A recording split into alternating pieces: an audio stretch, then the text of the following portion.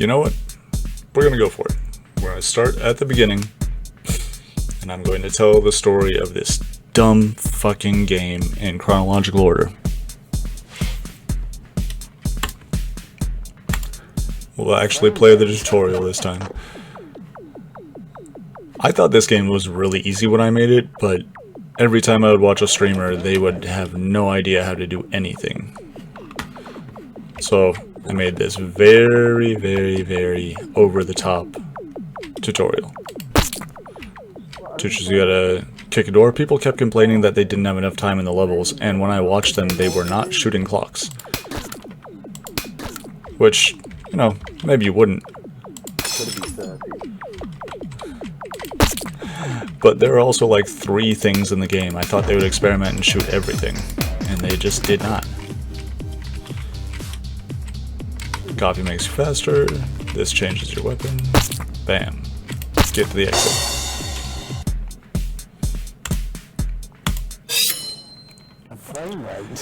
Alright, so chronological order. A long time ago, I was working for an indie company that was putting together a bunch of different games all at the same time. I was one of like 4 different people working on 4 different projects. I think we were all just trying to throw shit at the wall and see if anything stuck. I had just gone to a bachelor party where I went to a shooting range, and I came up with basically gun whack-a-mole. There was an idea that you would be a sniper sitting on one building, and you would be looking out over a cityscape while a politician that you were supposed to protect was giving a speech. And this man was the most hated man in the world. Let's say that this is all fictionally inspired. And a bunch of people would pop up around the map and you'd have to shoot them. And I eventually got bored of this. I forget if I decided I didn't like the game or if I didn't like the people I was working with. It was probably the second one. But I moved on from that. And I moved on and bought a house in the worst neighborhood in my city, because that's where I could afford a house. And thinking about that entire process, I started making a game called Gentrification. Gentrification was a top-down game where you would be trying to read property listings while playing a bunch of like WarioWare minigames. The minigames would be things like trying to shuffle paperwork, trying to refill coffee, trying to keep plants watered. It was kind of like a mockery of office life. Apparently I really like mocking office life, you can see. Anyway. That game eventually started getting too hard for players. Oh yeah, I forgot a mechanic. While you were living your life, working in your office, all that stuff, the city would be flooded with money, and anytime money would hit a property, it would get renovated, and that property would cost more money. So it was your job to try and find low rent in an expanding city. And like I said, people were having a really hard time with that game, you know, like you do in real life. So I put in a mechanic based entirely on the neighborhood where I was living, where lots could eventually catch fire and burn down, and then they would build new, cheaper houses on those lots. Again, that mechanic was pulled straight from the neighborhood where I was living, because I don't know what was going on in there, but like 6 different houses burned down around my house, like within 3 blocks, just in the year and a half that I lived there. And eventually, it came for mine too. I don't know if it was bad I don't know if it was bad renovation or arson. Even the city inspector was sort of on the fence. He said I could call it either one, but if I called it arson, then I was probably going to have to spend a lot of time talking to the cops. Anyway, after I experienced a fire and was spending all my time talking to insurance companies and living in a rental property and sitting on a wine crate as a desk chair, I decided that I didn't really want to make a game based around gentrification and fires. And like I said, I was spending all of my time, all of my waking hours talking to construction companies and insurance companies, and I don't know if anyone has done that. I hope none of you have. It is exhausting and mentally deteriorating. And I decided that I needed to work on something as stupid as I could. Yeah, I needed a project as stupid as I could find. And that's when I was browsing the subreddit Game Ideas. I don't know if you guys use Reddit, I don't know if you guys have been to Game Ideas. It's great. People put on the most insane ideas ever. They put on stupid ideas, they put on great ideas, they write down whole, like, lore books for RPGs that no one ever wants to play in their lives. Whatever.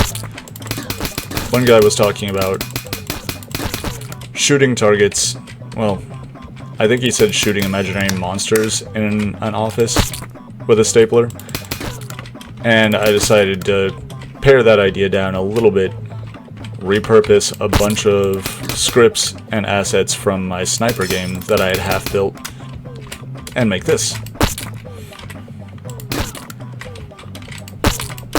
And like I've said other places, at the time, while I was going through the fire, while I was dealing with insurance companies, all that stuff, I was reading the book Console Wars, which is all about Sega versus Nintendo. Back in the early 90s, late 80s. If you want to know why this game looks like it does, it's just because of that book. Like, every color here is some color that the Sega Genesis was capable of producing. I tried to keep it to around the poly count that I could find that the Nintendo 64 could handle. Which is why, yeah, that's why this game is probably to you ugly. I liked it. I like it. I like the aesthetic. Anyway, where was I? I pulled apart my old sniper game. Repurposed it to make this. This stapler is actually a sniper rifle, just very, very, very snub-nose. The targets and their scripts I actually had already built for a sniper minigame that I used to pitch the sniper game to the group that I was working with. I had to change the look when I finally got this idea fleshed out. But yeah, it was pretty easy. That was the entire reason that I decided to make this game at all. I just needed a mental rest in between making a game that didn't lead to my house being on fire, but it felt a little too close, and then making fresh things. I also, after working with that group of 4 or 5 other developers for like a year and a half and producing nothing, and working with other developers before that for years and producing nothing, I was sick of not making games. I mean, I was working on games, but nothing I ever made saw the light of day. I would make it, it might get a Steam page, it might get an itch page, it might just have a GitHub link somewhere, and it would get passed around the development team. We would polish it forever, get bored of it, and then move on to something else, or the team would fall apart. I cannot tell you how many times I went through that process, but I decided I was done working endlessly on things that were never going to see the light of day. You know, a house fire really changes your perspective, and it gives you like an eat, pray, love moment where I decided I was done with that shit. And I wanted to make only games that were going to come out. Which I've mostly stuck to since then. We'll get into that later. But I gave myself a time limit of, I want to say, like 2 to 3 months to make this game. Which, I said earlier, this game looks like it does because of Console Wars, which is 80% true. The 20% true is because I needed this game to come out in so little time that, like, the couch, I think I spent maybe 15 minutes making this couch. The most elaborate thing in this game is probably the computer, and I think I spent 20 minutes making the computer. Oh shit.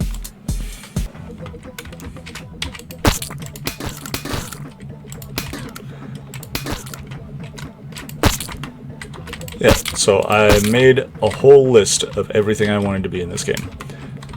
I wrote down the mechanics, what the player should be able to do, what I would like them to be able to do, power-ups, weapons, all that stuff. And then I gave myself a smaller list of things that I could not launch the project without.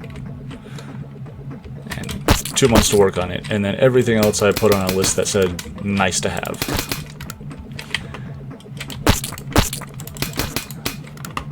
And I was feeling a little bit dejected after working with all those other teams and never seeing any of us produce a game. So I thought that I was going to get to the end of the 3 months and not have a functioning prototype and then have to abandon it or commit suicide or whatever. That didn't end up being the case. I probably had a functioning prototype in about 72 hours. It was ugly as sin, even more ugly than this final version. But it was functional, it was playable. It had like 3 maps, you could go through the maps, you could unlock maps, you could fire weapons, pick up weapons. Oh, I forgot I could... No, it must have been the chair.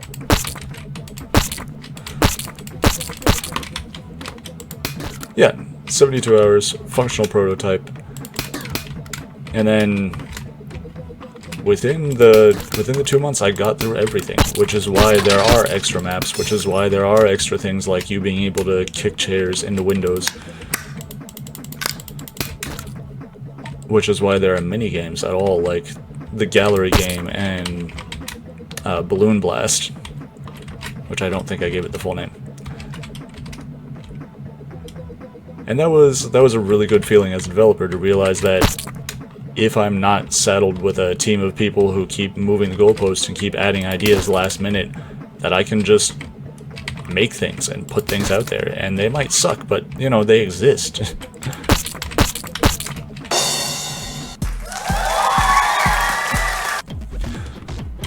Also, I mentioned that sniper game a few times now.